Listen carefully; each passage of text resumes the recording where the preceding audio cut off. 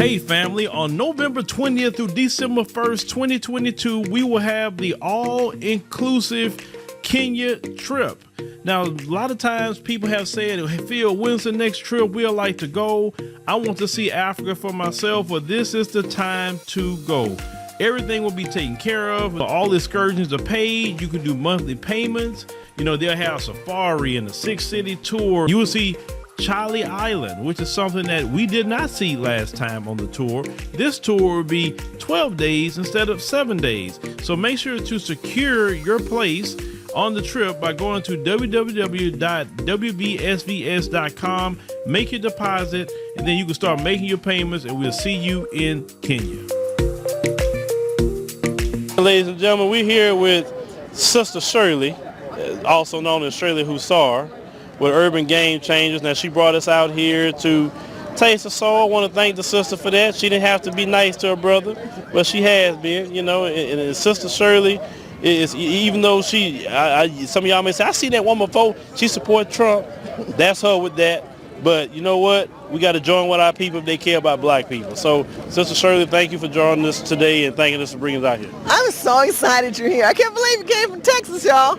Came out here to California to see the brown chocolate people roam up and down the streets on top of Politicon. So we killed 2 events in one day, and it's been hell, but we've done it. Matter of fact, brother, I brought a piece of pie to support it, but I'll share with you later. I share. Share?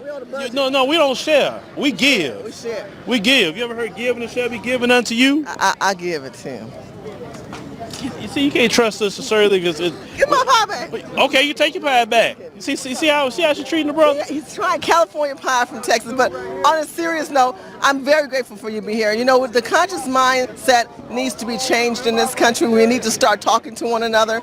We were here today talking to our people. We came up with different ideologies and viewpoints. If we don't hold elected officials accountable, if we don't realize that we're down to 6% blacks in California, that there's other entities working in the best interest of other people, such as Wells Fargo. Wells Fargo gave $125 billion under the Obama administration through Wells Fargo in 2015. Y'all look this up, and gave them $125 billion to expand the Latin community, saying that they would have helped them working with Hispanic realtors to get them jobs, to house them, and help build their economic wealth. Look, black people are hurting in this country. In California, we're at 6%. Black people can't get jobs. They won't even hire us in the management position because we have a large Hispanic illegal immigration issue in this country.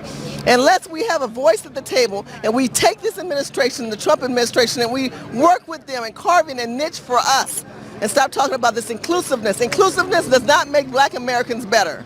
Inclusiveness does not move us forward. We need a plan of action. We need legislation. We need to talk about mass incarceration. We need to talk about privatized prisons. We need to talk about black men who can't go home to his mother because he's on government-imposed systems.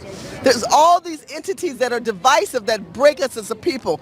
We've allowed chain migrations to come here. Look, my mother had a business when I was a little girl in this town. Okay, she used to sell clothes. But the Chinese people came into this community. The Chinese people came in and they saw what black people were making. We would make t-shirts and necklaces and jewelry. And then they would copy us and go back to China and they would do what they call mass production. They would do import-export. A lot of the older black people didn't know nothing about no import-export. Now fast forward, they're dominating in our communities. They own our gas stations. We used to have gas stations. We used to have markets. We used to own banks. This is what has happened in California. We've allowed immigration and chain migration to dominate, and now we're consumers. We're not developers. We don't build anything. We consume foreign people's entity products. And this has to end. If we're going to talk about inclusiveness, then when we're in black plight and pain, where are they? When we had Sandra Black, they weren't out there. I was out here in Lamarck Park when Trayvon Martin was killed, and we were out here, and me and Jasmine and all of us were out here, and where was the Democrat leadership wasn't even out here. And I'm a freaking Republican. So I'm just tired. It's not about the parties, it's about the policies that we don't even say that we want. We have to come together. It doesn't matter about our brands. It's about the ideology and saying we want a voice at the table, Mr. Trump. We want a voice to say this is what we want versus ideologies that are insensitive to local communities and what people think we should have. And we don't need pundits and commentators to say that they represent us.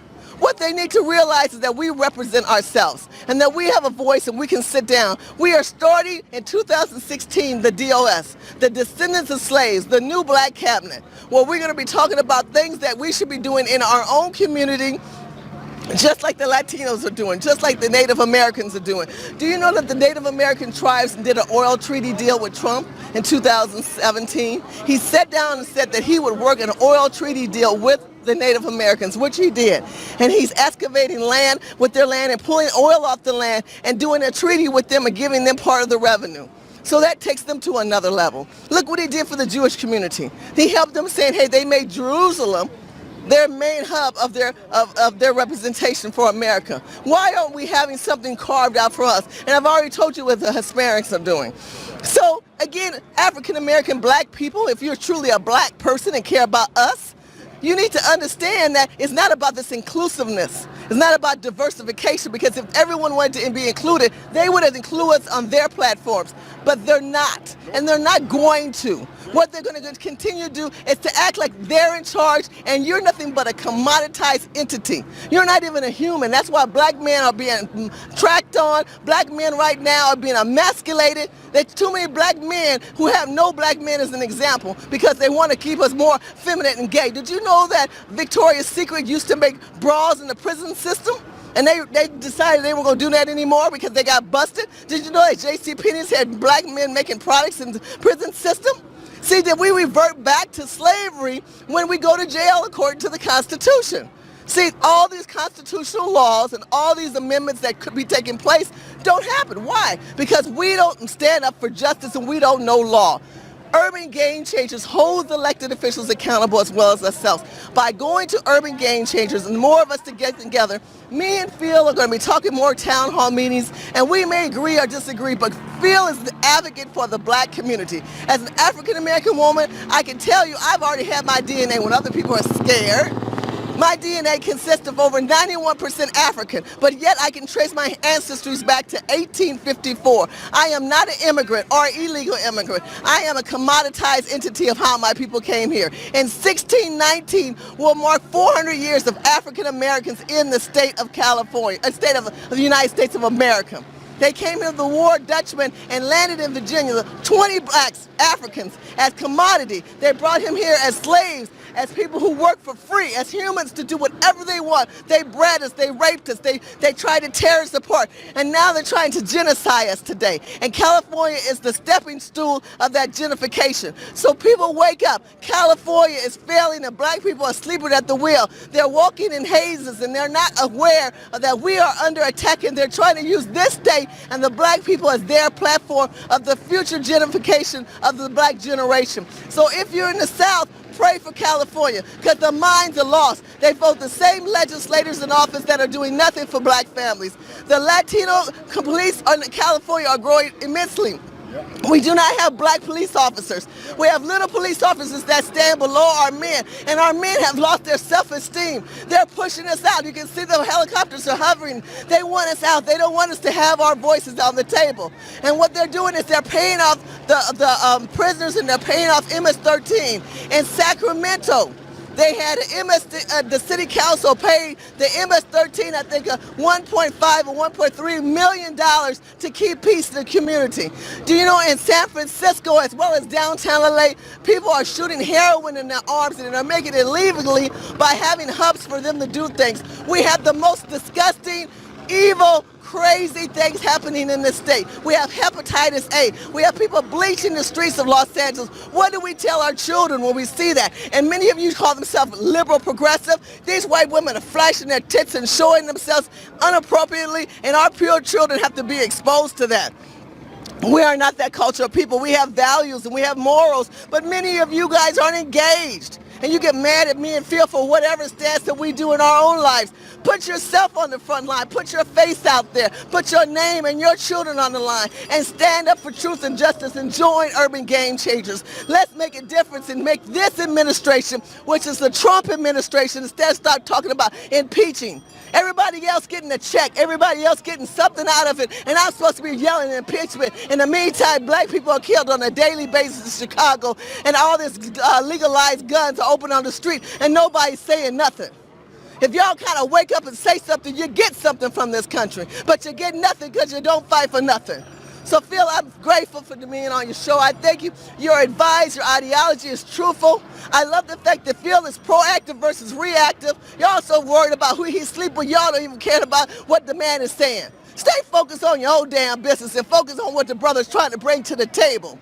If you don't get distracted by the foolishness, you'll see the reality of what is real right now. Well, we got these same damn legislators for the last 20 to 40 years. Some of us don't know nobody else, and we see nothing happening. Is it hard to access affordable, healthy food? Then listen carefully. Darrell Addison, an African-American inventor, has patented a process for growing food on demand. He called it Torpedo Pot. Torpedo Pot is a fully automated flower pot that gives you control over your plant's environment. All you do is add soil, seeds, and plants to the flower pot and watch it grow. Yes, Torpedo Pot grows the rest. Visit www.torpedopot.com.